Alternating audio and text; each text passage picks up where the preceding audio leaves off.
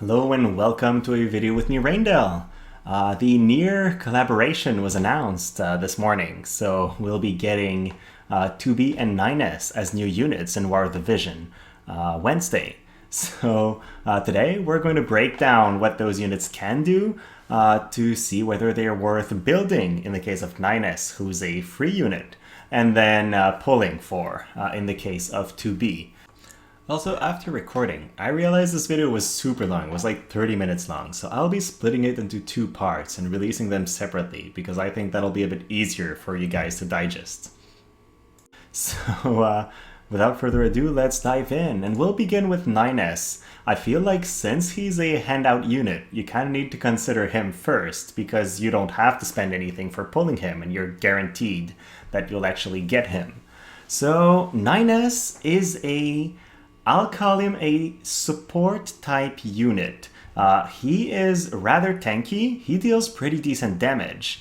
He's especially good against physical teams because he himself has a really high innate defense of 22. And also he increases other people's defense on his team. And he's able to increase piercing resistance, missile resistance. So overall, he's really good at making sure that your team survives, but he also has some attacks that debuffs enemies. So overall, he's a very versatile character. Damage is not his main thing, but rather everything he provides to a team. He's a lightning element, a spear user with a new job, as are most collaborations units. He uses hat and clothing, so no heavy armor for him. And then he has a move 3 jump 2, so he's pretty mobile as well. And both these units we're getting this week are not considered human type. If you've played the NieR games, you know that these are actually some form of androids, so they're not they're machines and not human. And I'm not sure if they're going to be machine type, but I do know for a fact that they are not human type, and that's a huge advantage in PvP. It means the Titan card does not apply to them, nor does the Blossoms in the Dark, but also the Mankiller bonus from Odin or the brand new Bahamut doesn't apply as well. So that's a huge boost to their survivability. Like most units, 9S will provide a master ability that increases HP and lightning attack, and I think lightning is a strong element in the game right now, and will keep being strong with the release of Charlotte eventually as a lightning tank, and then Cloud in JP was recently announced as a lightning unit. So if you're looking forward to those lightning teams, 9S might be a good unit for you as well. Then I did put his TMR down there. I don't think it's anything game-changing. It has good stats, good HP and defense, and then it gives regen and nullifies a couple status effects. I like the fact that with this, if you're going in some matches where you know charm can be an issue, I'm thinking about some class matches perhaps, then it can be really cool because nullifying means that for 3 turns you become immune to those status effects. So you can become immune to sleep, confusion, and charm for 3 turns for your entire team if you place it well. But that's still some very niche uses, so I would not build him specifically for his TMR. So now we've taken a look at his stats. Let's see what his passives are.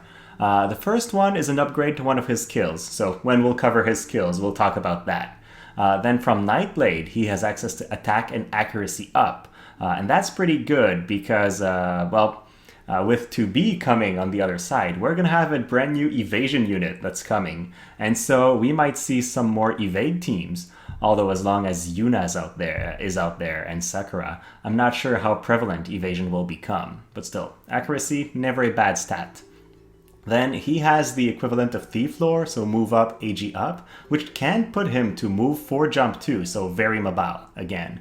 And then the other passives from Viking. If you don't need any of the other, I guess HP and attack is good. And if you're sniping a missile team specifically, well then missile resistance can be worth it as well. But overall, I would probably put his skill upgrade because I think it's a very good one, as we'll be talking about later, and probably Nightblade Mastery or Thief Lore, depending on the one you prefer. In terms of counter abilities, it's pretty interesting. So scrap the Viking one. You don't want to cause your own unit to become Berserk under any circumstance. So it basically doesn't exist. So you can either give 9S a reflex that only works against physical attacks, or a counterattack. Now, a counterattack that's only 1 square range is not going to proc very frequently. Units love to attack from range, and even characters with swords and spears in War of the Vision attack from a distance most of the time. So realistically, I would prefer using the physical reflex over the counterattack. And then I put his Limit Burst on screen. It is one of his best abilities. It does have a very high AP cost, so unless you're running bells on 9S, and I will say 9S cannot equip Old OS TMR, so that's not a possibility to give him more AP. So unless you have bells, you're probably gonna have trouble casting your Limit Burst, or if you do cast it, you're gonna be out of AP afterwards. But what it does is it increases 9S's defense penetration by 40% for 3 turns, and then deals typeless damage. So it's physical, it is resisted by defense, but being typeless, it is not affected by any kind of slash, pierce, missile resist, and etc. So only defense applies to this. So it's pretty cool. And this is critical if you want to use 9S to fight tanks, because he doesn't have any defense penetration anywhere else in his kit. So his only way of hitting a character with a high amount of defense for a lot of damage is to use a Limit Burst that has a super high AP cost. So keep that in mind. If you want to use him as your damage dealer, you need bells on him because of that reason, I think. Now let's talk about his main job, and there's a lot of things to talk about here. First move, long range, spear attack, nothing incredible. Then he gets an ability that increases defense and spirit. That's pretty interesting. And then if you get him to EX jobs, it also gives protect, but only for himself. So he can increase survivability in an AoE around him, and increase his own survivability against physical attacks even more. And while he does give some spirit, he has in a defense, and I would say most of his kit is really revolving around fighting physical characters.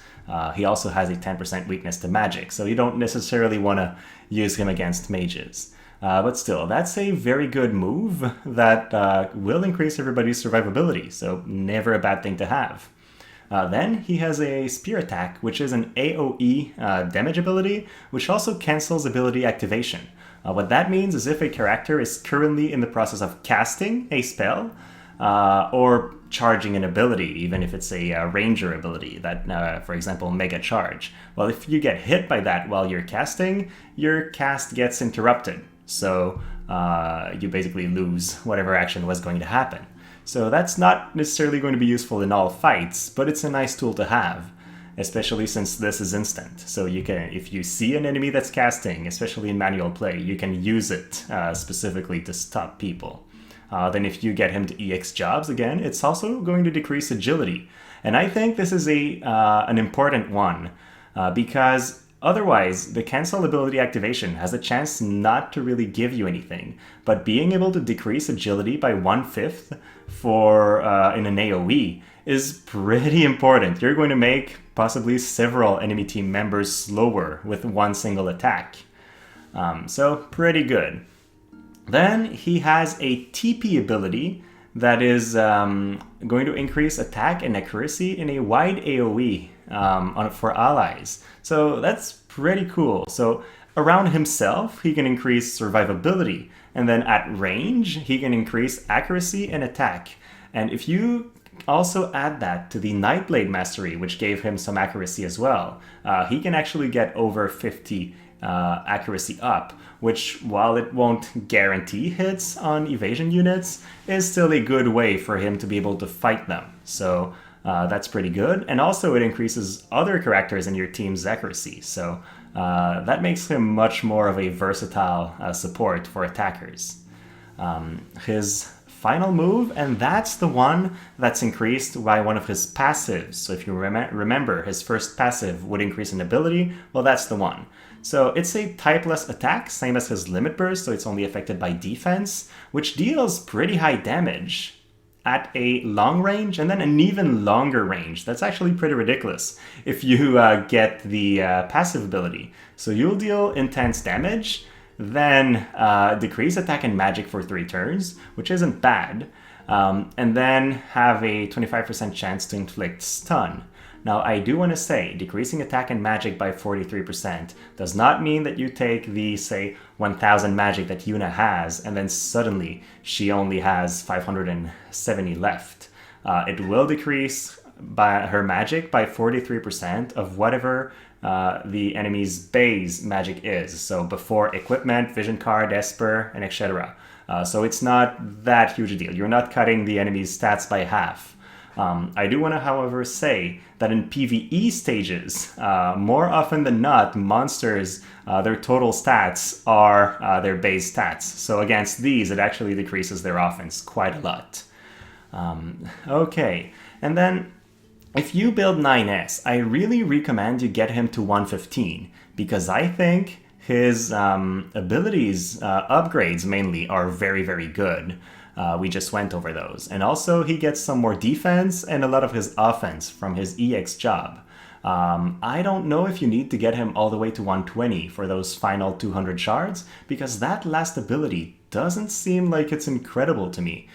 He will deal damage and then decrease pierce resistance. But if the enemy has a high pierce resistance, he could just use the ability that's right above there, which will deal damage and then debuff the enemy for a lower AP cost. So I'm not sure just how useful it is. Of course, decreasing pierce resistance is cool, but unless you're pairing him with other spear users, it's not going to be critical to your victory, in my opinion. So 115 might be the way to go to save those final 200 shards. Or maybe slow build him in the barrack, but don't spend Viz on that. Yeah, my advice. You do whatever you want. Now, let's take a look at his sub-jobs. So for his NieR unique job, I don't know how it's called, I didn't read it, but he will be gaining a random pierce attack. That's a 2-hit piercing lightning ability. That could be cool in some raids if you're trying to build lightning pierce chains. Aside from that, he also gets a TP skill, which decreases defense and agility in an AoE. Now, I generally, in auto modes, I struggle with making my AI use TP skills on enemy teams. I think the only one I'm managing to use is Paralyzing Trap from Sniper sometimes when there's like a pillar in the way so they can't reach with an arrow. But I don't think he's ever going to use that because he's probably going to cast buffs on his allies, and then if an enemy's in range, he's going to attack them. He won't use his TP ability. So that's really just something you'd use for manual play. And as such, unless you're raiding or playing things manually, you probably won't use this sub-job. The one that I think people will use is Nightblade. First off, you gain the ability to increase pierce and missile resistance, so you could already increase defense and spirit in an AoE, and now you have another way to increase your team's survivability if you're fighting pierce or missile users. So that's pretty good. Then an attack that can stun. Sure, he already has one, but one that has a much higher AP cost. Then he gains an ability that steals AP, which is going to be really cool in some manual play, but again, AI will never use that. And some other moves. But I think the main reason you want to run this is really for the ability to increase pierce and missile resistance, because his main job has some pretty cool attacks which all have added effects. So you'll probably want 9S to use those. His other sub-job is Viking. And honestly, Viking has been out for a while, and I think compared to Nightblade, it's kind of outdated. Now, I will say, the main reason to run Viking, in my opinion, is if you want him to hit really hard, and you're using vision cards that support slash attacks instead of pierce attacks. Because then, the Killing Axe has a 205% mod with Human Killer, so overall 230% mod, and that's his hardest hitting ability if you're not hitting an enemy with slash resistance. So that might be a way to use him as an attacker. But really, not the most important factor about him. His main job is really just very good in general. Now, what's my verdict about him? Well, you get him for free. So you know you don't have to spend anything on pulling. If you want to build him, everything you're spending goes towards getting shards, and that's pretty good. Then he's very durable against physical attacks. He has a high amount of HP, and then some defense, good resistances, and ways to increase those resistances and defense again. So yeah, he's going to be really hard to kill. Oh, and did I mention physical reflex on top? So yeah, he's hard to remove from the battlefield. He has 3 damage types that are all lightning, but slash, pierce, and then typeless. So that's pretty cool. He's also very mobile. 3 move, 2 jump, or 4 move, 2 jump, depending which passives you're running.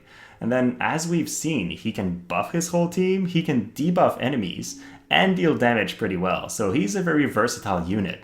Overall, should you slow build him? Absolutely. What you might not want to do is invest in him right now because of timing, right? We've just had the FF10 collaboration. Now we're getting NieR immediately after. So most people's visual resources are probably already drained. And then very shortly afterwards, we're getting Kingmont, then Dark Helena, and then a short while afterwards, the Final Fantasy VII collaboration that's going on in Japan. So yeah, your call if you want to invest very hard right now in a character. He also struggles with tanks, again, unless you're running him with bells and he can use his limit break. Aside from that, he cannot hit people with high defense, so that's one of his drawbacks. And also, he doesn't have any innate spirit. He has a 10% weakness to magic.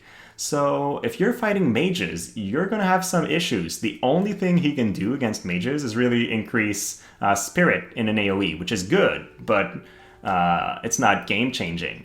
And right now, the meta is full of mages, so that might be something that's not going in his favor. Although you could use him to fight the water teams that are still very prevalent right now, since he's lightning and going to be countering those. And he has a 20% resistance to water that we've seen early on.